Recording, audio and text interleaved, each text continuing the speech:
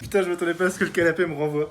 Yo les potos, j'espère que vous allez bien. Aujourd'hui on se retrouve pour une nouvelle vidéo. Aujourd'hui je vais tout simplement vous raconter 3 anecdotes de blessures que j'ai vécues dans ma carrière de tricks. Donc voilà, j'espère que si vous êtes blessé ça vous remontera le moral. Et si vous n'êtes pas blessé, j'espère juste que ça vous fera rire parce que c'est des trucs un peu absurdes. En vrai là j'ai choisi, il y en a une, c'est une blessure grave qui m'est arrivée. Et si vous suivez la chaîne depuis un moment, vous devez être au courant. Mais les autres c'est des trucs un peu cons que justement qui me sont arrivés quand j'ai commencé le tricks. Bref voilà, on va passer à la vidéo. Mais avant ça, n'hésitez pas à liker la vidéo pour soutenir la chaîne. N'hésitez pas non plus à me raconter dans les commentaires vos pires anecdotes de blessures ou vos anecdotes de blessures les plus drôles, je serais curieux de savoir. Bref, j'arrête de vous embêter avec ça, passons à mes 3 anecdotes. Alors, la première anecdote, elle se passe tout simplement au début de ma carrière de trick, c'est-à-dire pendant mes 3 premiers mois de tricking. J'ai déjà raconté dans une vidéo précédente comment j'avais commencé le tricking. Après avoir commencé le tricking, j'ai commencé à m'entraîner. Donc il s'est passé, je crois, une semaine ou deux. Et après ces une semaine ou deux, j'ai commencé à bosser Tornado. Donc Tornado qui est un coup de pied 360 sauté pour ceux qui ne savent pas, mais je pense que si vous suivez cette chaîne, vous savez ce qu'est un Tornado. Et je fais mon Tornado, et en fait, au lieu de ramener, donc ça, imaginons si c'est mes pieds, au lieu de ramener mon pied et de rentrer mon talon face à ma cible en Tornado comme on devrait faire, je mets mon pied droit, ce qui fait que mon pied il fait clac, et je me fais une entorse à la cheville gauche. Donc voilà, pas de chance, tu viens de commencer le trick, t'es super motivé, tu te fais une entorse à la cheville gauche. Je me dis, bon, ok, ça fait chier, je vais quand même devoir voir le médecin, machin et tout, blablabla. Bref, mon entorse, elle dure 2 semaines et demie avant que je reprenne. Donc au bout de 2 semaines et demie, j'en peux plus, et je me dis, bon, allez, c'est parti, on reprend, je suis archi content de reprendre et tout, voilà. Il se passe une séance, ça se passe ok.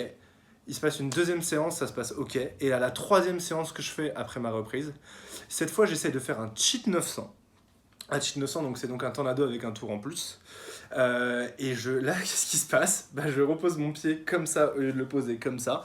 Et du coup, bam, reclac-clac, entorse. Bref, du coup, là, je repars pour 2-3 semaines d'arrêt. Et je me dis, ouah, mais c'est pas possible et tout, machin. Donc voilà, je pète un câble pendant 2-3 semaines. Au bout des 2-3 semaines, je reprends le tricking. Je recommence à trickser. Et je trick, je crois, 1 semaine, 2 semaines. Et là, je me dis, ah, mais tiens, je vais faire tornado. Et après, enchaîner avec un Vanish 900, donc avec un cheat 900. Donc les 2 figures auxquelles je me suis blessé. Et là, je fais tornado, Vanish 900, et sur le 900, je retombe le pied, clac, clac, comme ça, et je me refais une entorse. Alors, fort heureusement, celle-là, c'était une petite entorse. Du coup, elle a duré que genre 1 semaine et des poussières. Mais bref, tout ça pour vous dire que courage à ceux qui se blessent en commençant le tricks parce que c'est pas facile et honnêtement ça pète le moral au début, surtout quand vous êtes super motivé et tout et que vous faites que vous blesser.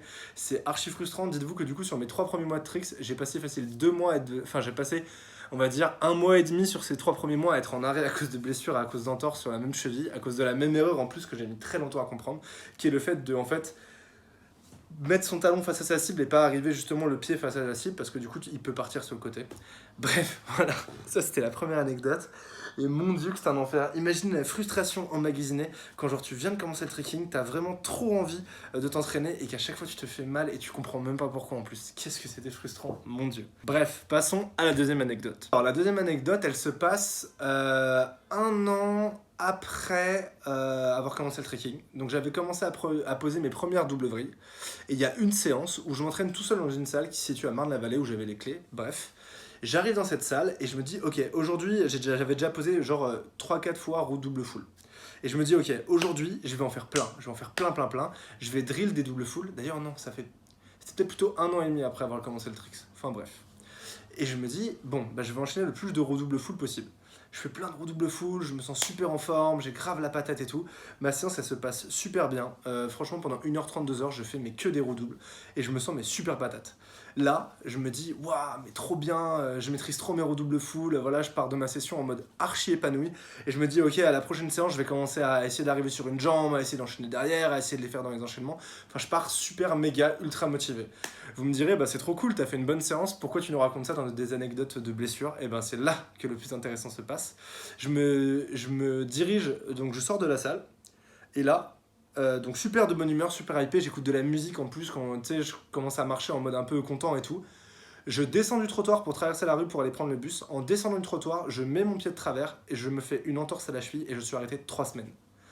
Voilà. C'est ça ma deuxième anecdote. Et mon dieu que c'était frustrant, mon dieu. Imaginez, vous êtes au top, vous êtes au max de ce que vous avez eu. Vous êtes là, ouais là c'est le meilleur niveau que j'ai jamais eu, je sens la progression venir. Vous sortez de la session et sur un truc de merde, en descendant d'un trottoir, et ben je me fais une entorse. Et je m'arrête 3 semaines, trop lourd, ouais. Bref, voilà, et bah du coup on va passer à la troisième anecdote. Et donc la troisième anecdote, vous la connaissez déjà si vous suivez la chaîne depuis environ 2 ans. C'est tout simplement comment je me suis fracturé la cheville. Donc faut savoir que du coup on est en juin 2017, je crois, un truc comme ça, 2018, je sais plus. Bref, on est en juin 2018 et comme tous les ans depuis 5 ans, donc les 5 années précédentes, en fait je vais aux États-Unis à chaque fois pendant un mois et je fais un road trip à travers les États-Unis où je rencontre des trickseurs, où je m'entraîne avec plein de trickseurs, etc. Enfin, ça s'appelle l'US Tour pour ceux qui suivent un peu. Et voilà, moi c'était la 5e année que je devais le faire. Et du coup, bah voilà, j'étais super content, j'avais pris mes billets d'avion et tout. En plus, donc 2 semaines, ça je devais partir 2 semaines après cette session. Et on était une semaine avant à un de mes premiers events où j'étais invité en tant que guest à Strasbourg, où je devais justement m'entraîner là-bas et tout, j'étais invité et tout. Enfin voilà, c'était stylé quoi. C'était vraiment le truc où je me disais, ouais, c'est trop lourd, tu vois, je commence à être invité à des événements en France et tout, voilà, j'étais tout fier. Bref, je m'étais pas entraîné depuis 3 4 jours et je rejoins des potes pour faire un entraînement dans un gymnase qui s'appelle La Cretel, qui est à Porte de Versailles à Paris. Et du coup, bah voilà, je fais l'entraînement avec les potes. On fait un échauffement un peu long, un peu relou parce qu'il y a des gens qui gèrent le créneau qui veulent t'échauffer absolument alors que, enfin, voilà quoi, ils savent pas faire. Et du coup, bah toi, tu fais ça pendant 1000 ans, tu fais l'échauffement, tu te fais un peu chier, etc. Et à la fin de l'échauffement, bah c'est le moment de passer à la session. Et là, du coup, je me dis, voilà, on commence. Et là, il y a mon pote Félix qui part et qui essaye un double B-twist. Donc voilà, si vous savez, sur cette chaîne, double B-twist, c'est un peu mon truc. Donc du coup, il essaye un double B-twist et moi, j'ai envie de le clasher. Je lui fais, et du coup, je me mets juste derrière lui et je lui montre. Je voulais en gros lui faire un double B-twist et l'éclater pour lui montrer. Là, je rentre super fort dans mon double B-twist. Je rentre tellement fort dans mon double B-twist que je ferme les yeux, que je vois rien. Et là, je sens les deux trous arriver. Et en fait, je sens que je tourne tellement vite que j'arrive pas sur la jambe gauche, mais j'arrive plutôt sur la jambe droite, donc qui est censée être la jambe qui arrive en deuxième. Et j'arrive sur la jambe droite, la cheville droite de travers. Et là, j'entends un crac.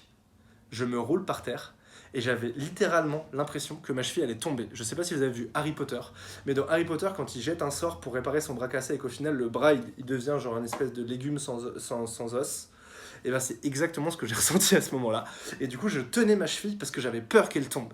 Alors là, vous imaginez la descente aux enfers. Donc je suis là, je suis tout seul. Je réalise que j'ai un billet d'avion pour partir à New York dans 2 semaines. Que la semaine d'après, je suis invité à un événement à Strasbourg.